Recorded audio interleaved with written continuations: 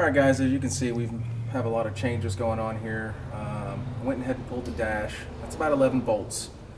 One's tucked way up in here. This is actually a 15 mil. You got the 3 up at the top.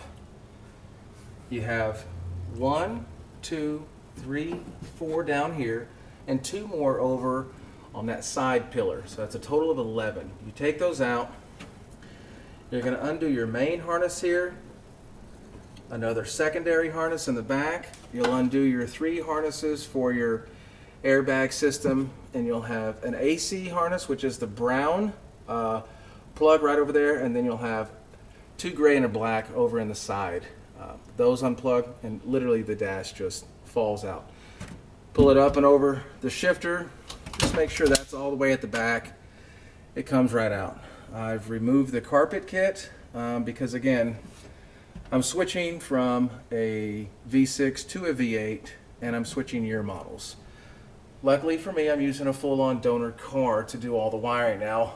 It may be where you can just plug and play, but being the fact that I'm going from a V6 to a V8 and from a 94 to a 98, I'm actually just going to pull out all the wiring harness completely out of the car so that it makes the transition when I go to turn the key over. Brake lights and everything else, fuel system will be functioning as it were a 98. So really all we're doing is taking this shell and transferring all my parts onto this body. But I like the white and black look. This is a non-salvage title car, so that's why I'm doing it.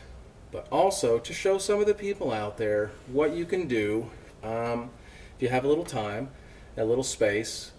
We can do whatever you want to do out of cars. It just takes patience, a little understanding. You might have to Google some things here and there to find out all the little necessary steps.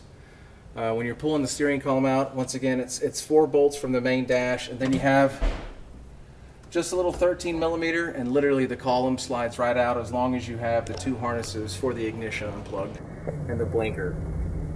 I'll probably cover that a little bit more in depth on the donor car when I pull that out, but until then I'm just going to keep moving forward, getting this car stripped down.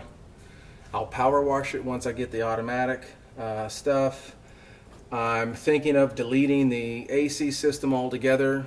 It's quite heavy. I was really shocked on how heavy the dashes are compared to a Fox body. The Fox body dash was extremely light.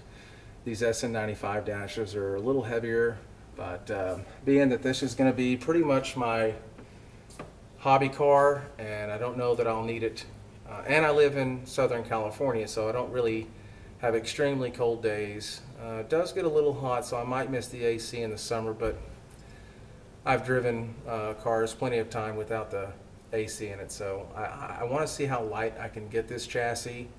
I like the fact that it's all manual to begin with, so I don't have a lot to do in the doors and such. But we'll probably pick this up. I'll have all the wiring, the AC box, heater box, airbag system. I need to change pedal assembly and all the wiring out of here. We'll pull that out, get it cleaned up. I'm going to salvage the carpet, but I'm also going to take off all that heavy padding.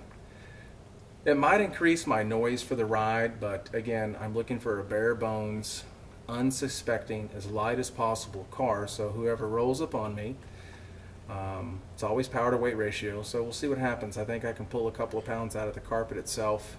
That padding seemed pretty heavy, and I know it's for noise reduction, but I'm going for a bare bones lightweight. So until then, we'll catch back up when I get all this pulled out, the AC box, and then we'll start with pulling out the drivetrain and then the suspension components. I'll probably leave the suspension components on. I'll take it out front, power wash everything, and just get it all cleaned up and see what we can do with it. So we'll see you next time.